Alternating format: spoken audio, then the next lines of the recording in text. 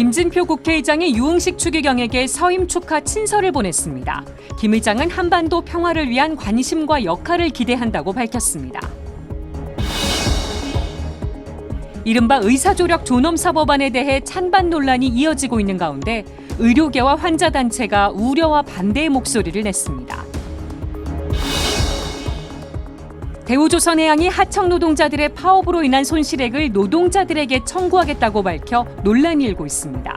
노동자의 단결권이 위축되지 않도록 노란봉투법 제정을 서둘러야 한다는 목소리가 나옵니다.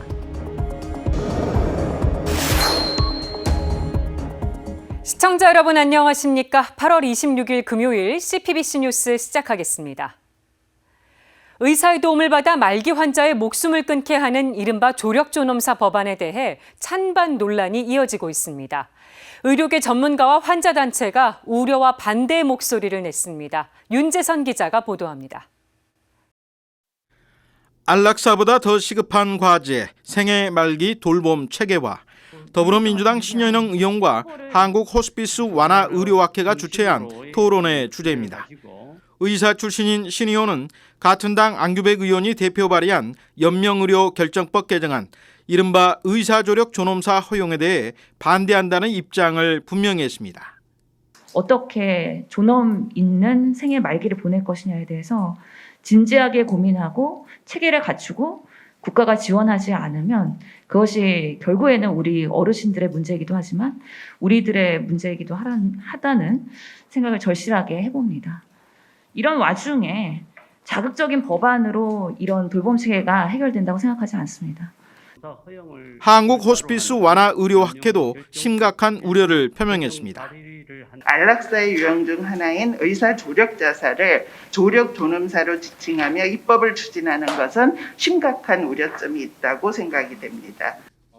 첫 번째 발제자로 나선 한국 호스피스 완화 의료학회 김대균 기획이사는 생애 말기 돌봄을 어떻게 체계화할 것이냐가 안락사 논의보다 더 시급한 과제라며 국민 10명 가운데 8명 가까이가 의료기관에서 임종을 맡고 있는 현실을 짚었습니다. 집에서 가족과 함께 고통 없이 편안하게 가족이나 주변에 부담을 주지 않는 죽음을 원하지만 현실과는 거리가 멀다고 지적했습니다. 호스피스 병동이 설치되어 있는 일부 의료기관을 제외하면 임종실이 설치되어 있지 않습니다. 또 다른 발제자인 한국 호스피스 완화 의료학회 강정훈 윤리이사는 양질의 돌봄기관 확충과 지원이 우선돼야 한다는 의견이 의사 조력 자살 합법화보다 6배가량 높게 나왔다고 밝혔습니다.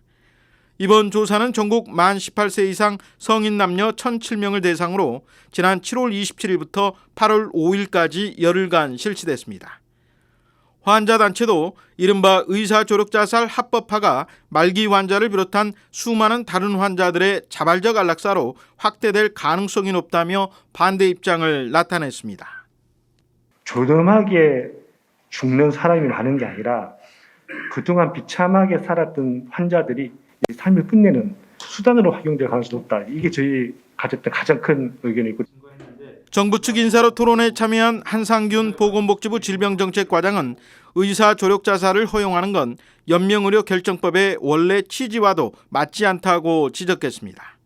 사실 이제 현행법이 무의미한 연명의료의 지속 여부를 결정하는 법인데 생명을 인위적으로 단축시키는 의사조력 자살을 연명의료 결정법에 포함시키는 것이 맞는지에 대한 논의도 좀 필요하지 않나.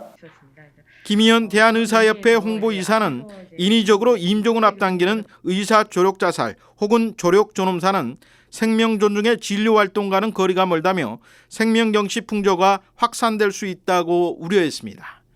CPBC 윤재선입니다. 대우조선해양 하청 노동자들의 파업이 51일 만에 마무리된 일 기억하실 겁니다. 그런데 사측이 파업으로 인한 손실액 470억 원을 노동자들에게 청구하겠다고 밝혔습니다. 노동계에선 파업으로 인한 손해배상을 노동자들에게 청구하지 못하도록 법 제정을 서둘러야 한다는 목소리가 나오고 있습니다. 김형준 기자가 짚어봤습니다. 2009년 시작됐던 쌍용자동차 정리해고 반대 파업. 사측과 경찰은 파업으로 인한 손해배상 소송을 제기했고 재판부는 노조에 47억 원을 배상하라고 판결했습니다. 임금을 받는 노동자들이 도저히 감당할 수 없었던 금액, 이들에 연대한 시민들은 저마다 47,000원씩을 노란 봉투에 담아 모으기 시작했습니다. 이른바 노란봉투법이 제기된 배경입니다. 노란봉투법은 노동자의 쟁의 행위에 대해 무분별한 손해배상을 청구하지 못하도록 하는 노조법 개정안을 말합니다. 7년 전부터 제정 움직임이 있었지만 번번이 무산됐던 이 법안이 최근 다시 소환됐습니다. 50일 넘게 파업을 이어가다 극적 타결을 이룬 대우조선해양이 하청노조에 470억 원 규모의 손해배상을 청구하기로 하면서입니다. 노동계는 즉각 반발하고 노란봉투법의 신속한 제정을 요구하고 있습니다. 사측이 제기하는 거액의 손해배상 청구가 헌법이 보장하는 노동자의 단결권을 위축시킨다는 지적입니다. 헌법에 명시된 단체 행동권을 행사했다는 이유로 천문학적인 손해배상 책임을 진다면 노동조합은 쉽게 파업할 수 없을 것입니다. 손해배상에 대한 부담으로 헌법상 권리가 사문화되고 있는 현실입니다. 정의당 이은주 의원은 현재 계류된 노란봉투법에 이어 사용자와 노동자의 범위를 확대한 개정안 발의도 준비 중입니다. 후반기 국회 최우선 과제로 노란봉투법 제정을 추진하겠습니다. 기업이 손해배상 청구는 헌법적 권리인 파업권을 무력화할 뿐더러 많은 노동자를 죽음으로 내몰았습니다. 한편 사용자 측은 노조의 불법적인 파업으로 인한 손해까지 기업이 모두 떠안을 순 없다는 입장입니다. 현재도 합법적인 쟁의로 인한 손해는 노동자에게 배상 청구를 할 수 없다는 겁니다. 다만 노동계는 기업이 청구하는 손해배상액이 이를 엄격히 구분하지 않는다고 지적합니다.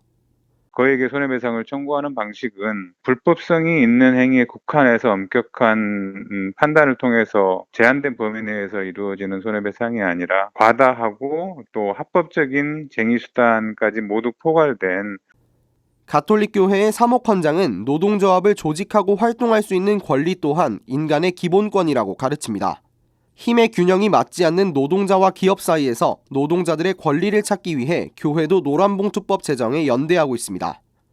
사회 경제적으로 공동체가 안녕한 상태를 바라며 나아가 평화를 이루려면 불균형에 고통받는 이들을 보살펴야 할 것입니다. 더 이상 손배가압류 문제로 고통받는 노동자가 없기를 바라며 노조법 개정을 위해 노력할 것입니다.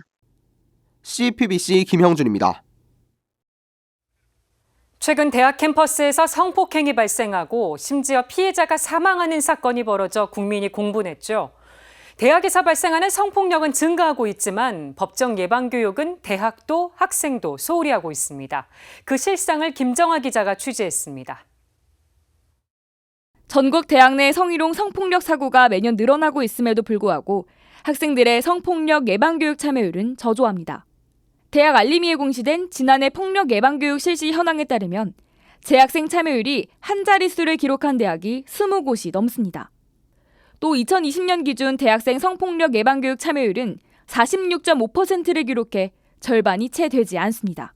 초중고대를 모두 합한 학생 평균이 81.6%를 감안했을 때 대학교 참여율이 현저히 낮음을 알 수 있습니다.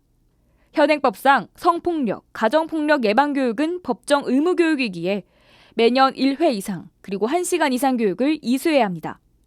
필수사항임에도 절반이 채 안 되는 낮은 이수율을 보이는 이유는 무엇일까? 전화나 문자로 안내를 받았었는데요. 졸업 필수사항은 아니다 보니까 계속 미뤄졌고 결국에는 한 번도 못 들어봤습니다. 폭력 관련 교육에 대한 관심도 일단 크게 없었지만 학교에서 또 진행하는 프로그램도 없었던 걸로 기억합니다. 중고등학교 때 들었었지만 대학교 때에는 이 강의가 있다는 것을 알고 있었습니다. 하지만 필수사항은 아니었고 학교 분위기상 수강하는 것을 선호하지 않았었습니다. 강의가 있다는 것을 몰랐거나 알고 있었지만 필수사항이 아니라 듣지 않았다고 답했습니다. 또 한 학생은 학교에서 진행한 폭력 예방 교육을 수강했지만 온라인으로 진행되다 보니 집중도가 떨어졌다고 말합니다. 이제 온라인으로 한다면 사실 집중이 그렇게 잘 되지는 않습니다. 왜냐하면 다른 짓을 많이 하기도 하니까 그렇지만 대면으로 수업을 하는 경우에는 온라인에 비해서는 좀 더 집중도 더 하게 되고 하니까 인터뷰에 응한 학생들은 모두 폭력 예방 교육의 필요성에 공감했습니다. 네, 저는 폭력 예방 교육은 반드시 필요하다고 생각을 하고요. 폭력 예방 교육을 통해서 일상생활 속에서 일어날 수 있는 작은 사건, 사고들은 충분히 예방할 수 있다고 생각합니다. 하지만 온라인보다는 대면 강의를 희망했습니다. 대면으로 할 때,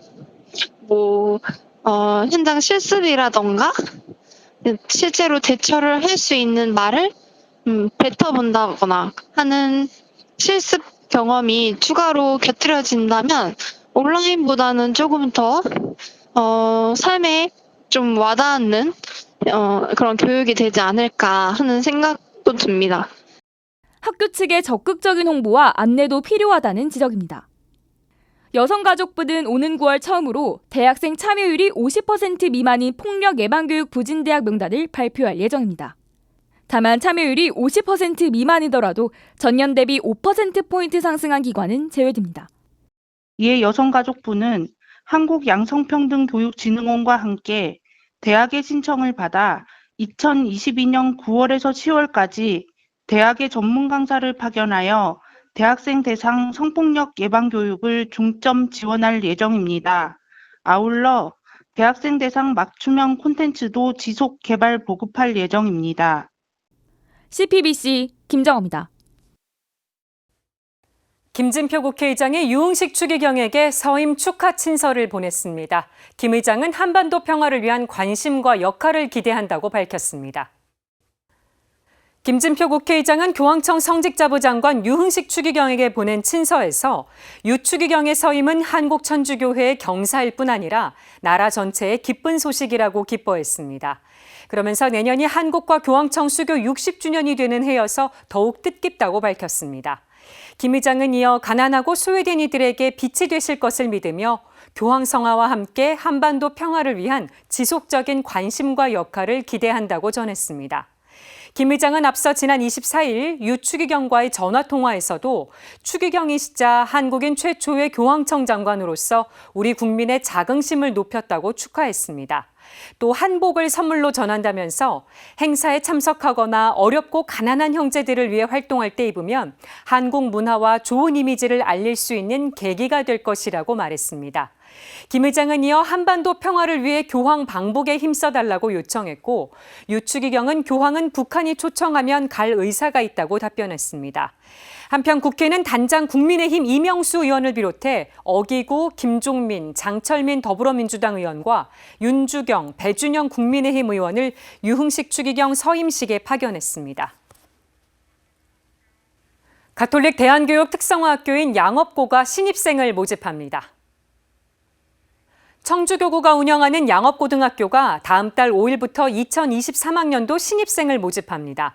응시원서는 학교 누리방에서 내려받을 수 있고 다음 달 23일까지 접수하거나 우편으로 보내면 됩니다. 모집 인원은 지역과 성별에 상관없이 일반 전형 40명, 특별 전형 1명입니다.